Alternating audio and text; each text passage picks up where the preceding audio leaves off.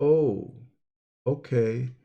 I mean, I was hoping for lines, but sure, that makes sense. You see that? That's pretty cool for initial woo, yeah.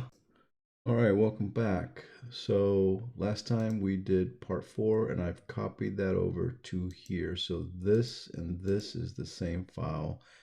I did make some changes and I'm going to post both of these, actually all the different versions. By the end of the video, you'll have them in the comment, the link to them. But I want to show you the difference. So here is what we left at last time.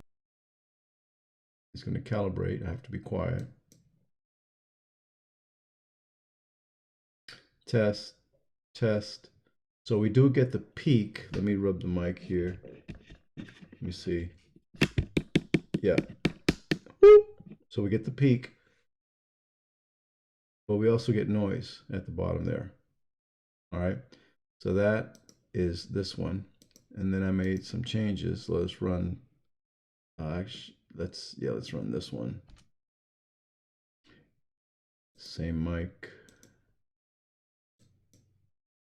It's also going to calibrate. I have to be quiet. It eliminates noise from the meter, but it still peaks. Okay, so I'm going to give you both files, and if you're curious, what you can do is you hand ChatGPT one file, then the other file, and ask it to explain to you in very plain, simple English what is the difference. I stumbled on this article today. Thousands of vibe-coded apps expose corporate and personal data on the open web. As AI increasingly takes over the work of modern programmers, the cybersecurity world has warned that automated coding tools are sure to introduce a new bounty of hackable bugs into software. When those same vibe coding tools invite anyone to create applications hosted on the web with a click, however, it turns out the security implications go beyond bugs to a total absence of any security, even sometimes for highly sensitive corporate and personal data. I will try to remember to leave the link in the comments below. And so this is why, if you've been following this channel at all, you see me constantly comparing the code and all of the applications we've been doing, even though none of that information is sensitive anyway, but when we do store information, it's stored in the local browser. All right, so this is where we're heading to eventually. This is our goal. Again, if you followed any of the playlists, you know what a perceptron is. You've seen that project. And I've just started drawing this before. You saw when we did the digits, the lines, the images. And so now we're going to do something, not write this video, but we're going to start. But we're going to try to use the incoming audio to have that be an input so then it can guess the words. Just a little bit of neural network terminology. Inputs are called features. That's what they're called. So like when we did the numbers or the images, it ended up being a 28 by 28 grid, which if you multiply that, that's 784 features. So now we have to come up with audio features to put here as inputs so that we can do what we want to do. Okay, we begin. Here is the code, all of it that we're going to start working with, and here is what I want to give to ChatGPT. This, let's see, move the complete audio meter area with its nice, is it a wrapper? And create a new area similar to the left of the audio meter. This new area will contain a canvas. The incoming audio should be visually displayed inside the canvas. The canvas area should have a horizontal midpoint so that the positive and negative waveforms can both be shown. Whenever any audio is detected, start showing it at the left border of the canvas. Keep showing it until it hits the right border. When it hits the right border, clear the canvas and begin again at the left border. can we show up to possibly 3 seconds on the entire canvas before it has to clear? Can you tell from the code how many bits of input audio we will receive in 3 seconds, and then how many pixels wide would the canvas have to be? No code yet, just answer in simple elementary terms. All right, I'm not going to read all of it because, again, you can paste the prompt yourself. I'm going to supply that to you right in the link, so it's in the comment. But anyway, we'll go through a little bit. How much data arrives in 3 seconds depends on the rate. So let's keep going. What does the canvas need to show? How many pixels wide? Option A, option B, option C. So option C, that's a big canvas. So I don't know. Let's do option B. We don't need scope like. Practical design. Now he is good target. We'll do 600.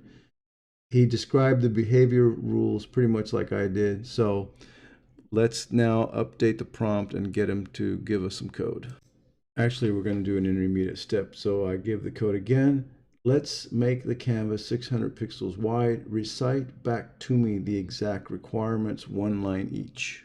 So ChatGPT says, move the existing audio meter block into a separate area and reposition it. Create a new visual area to the left of the meter that contains a canvas element. Set the canvas width to exactly 600 pixels. The canvas should display incoming audio waveform data in real time. The waveform must be centered horizontally on a midline, 0 axis.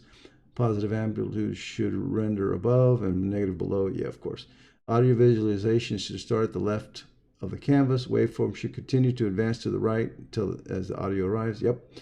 Drawing reaches the right. The canvas is cleared. After clearing, drawing restarts. The full visible history of canvas to represent approximately 3 seconds flat. Okay, cool.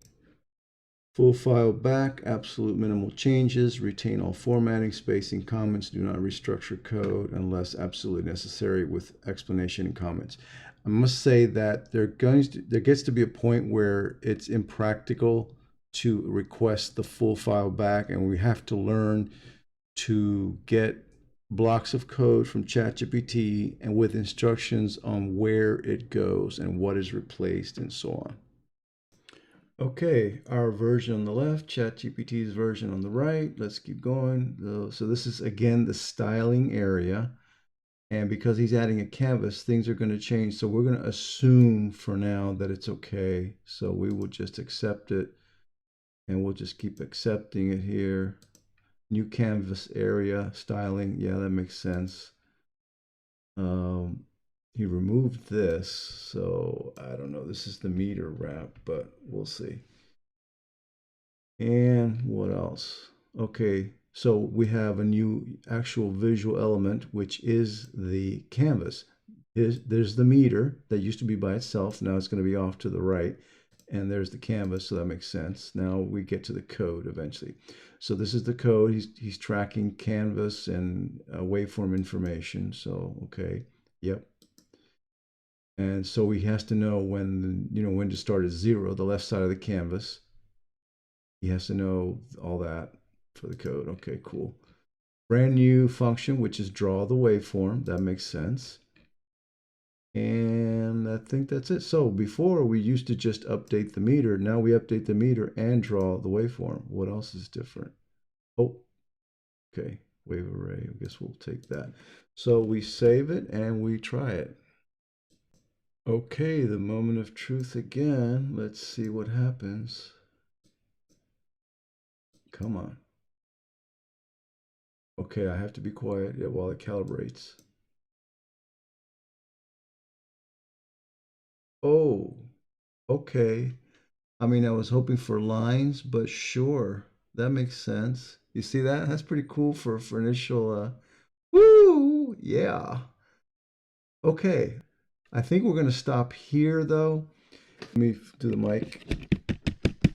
Anyway, we'll stop here. So I will see you next time.